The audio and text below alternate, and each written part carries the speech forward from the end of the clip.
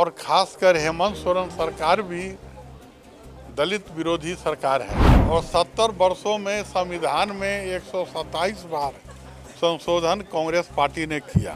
संविधान अगर खतरा में कहीं है तो कांग्रेस पार्टी द्वारा संविधान खतरे में है। दलितों की अधिकार जब बचेगी, जब भारत का संविधान बचेगा। कांग्रेस पार्टी बाबा साहब को 2 बार पार्लियामेंट जाने से रोका।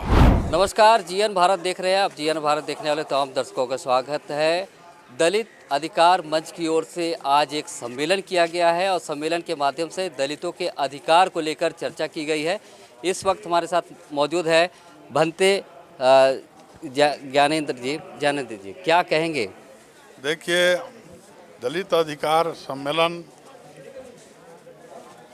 अभी पार्लियामेंट में आप देखे हैं, अमित शाह द्वारा जो बाबा साहब का अपमान किया गया और दूसरे ओर कांग्रेस पार्टी द्वारा घरियालू आंसू बहा रहे।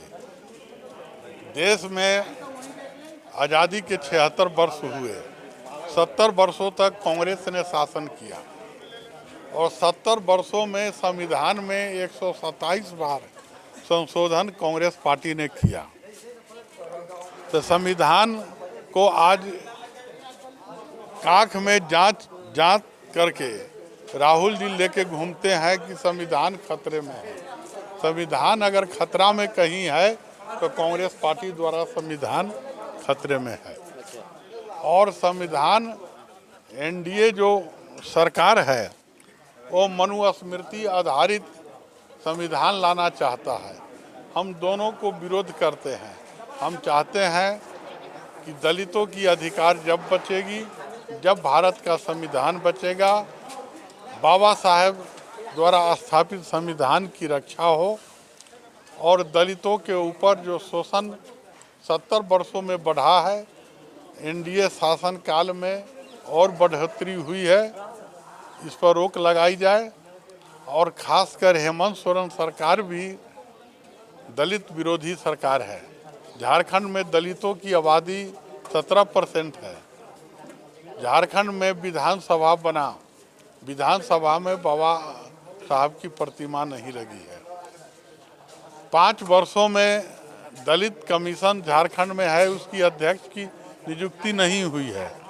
ये दर्शाता है कि हेमंत सोरेन सरकार जो कांग्रेस समर्थित सरकार है वो दलित विरोधी सरकार है। हमारा दलित सम्मेलन भारत के विभिन्न राज्यों में हो रहे हैं।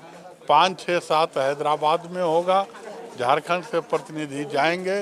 राष्ट्रीय स्तर पर दलितों के अधिकार के लिए जनसंघर्ष को तेज किया जाएगा। भंते जी, आप ये कह रहे हैं कि कांग्रेस पार्टी जो है दलित विरोधी है। हालांकि जिस तरह से बाबा साहेब भीमराव अम्बेडकर पर जो टिप्पणी आई, सबसे ज़्यादा तो कांग्रेस पार्टी ही मुखर होकर बोली। कांग्रेस पार्टी बाबा साहब को 2 बार पार्लियामेंट जाने से रोका।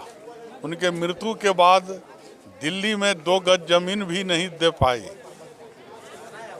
घरियालू आंसू बहा रहा है, केवल दलित वोट के लिए बहा रहा है।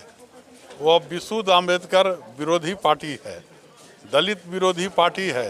बाबा साहब जब पार्लियामेंट से इस्तीफा दिए, केंद्रीय मंत्रिमंडल से इस्तीफा दिए, उन्होंने कहा कि दलितों के लिए दुश्मन नंबर 1 कांग्रेस पार्टी है।